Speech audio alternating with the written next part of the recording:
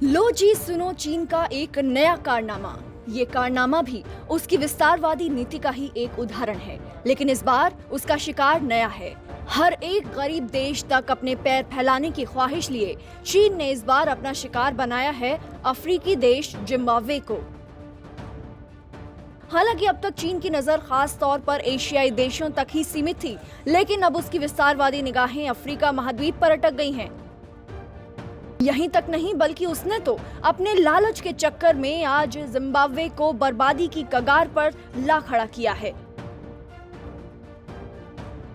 और इस देश पर पड़ी चीन की लालची निगाहों ने वहां की न सिर्फ जमीन बल्कि जानवर और जंगलों को भी निगलना शुरू कर दिया है।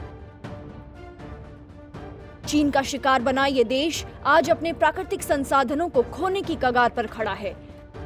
अब रही बात जिम्बाब्वे के प्राकृतिक संसाधनों की, तो बता दें कि जिम्बाब्वे अफ्रीका महाद्वीप के बीच स्थित है, जहां दुनिया के सबसे बेहतरीन किस्म का कोयला पाया जाता है।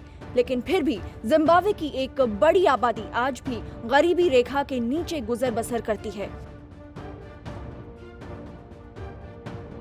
लेकिन अपने ऊर्जा संसाधनों में बढ़ोतरी लाने की चाह लिए चीन की गंदी निगाहों ने जिम्बाब्वे को अपना शिकार बनाना शुरू कर दिया है और अपनी ऊर्जा संबंधी जरूरतों को पूरा करने और अफ्रीका में अपनी पैठ मजबूत बनाने के लिए जिम्बाब्वे के साथ द्विपक्षीय संबंध भी स्थापित किए। शायद उस वक्त जिम्बाब्वे ये न समझ पाया कि उसने संबंधों की आड़ में सांप पाल लिया है, जो धीरे धीरे उसे ही निगलने वाला था, उसके संसाधनों को निगलने वाला था। उस वक्त जिम्बाब्वे को भी विदेशी निवेश और फंड की जरूरत थी, जिसने चीन को अपने षड्यंत्रों को अंजाम देने का एक मौका दे दिया। और जिम्बाब्वे ने भी पैसों की चाह में अपनी कोयले की कई खानों को चीन को सौंप दिया और फिर शुरू हुआ चीन का जिम्बाब्वे के संसाधनों का मन मुताबिक दोहन वाला खेल।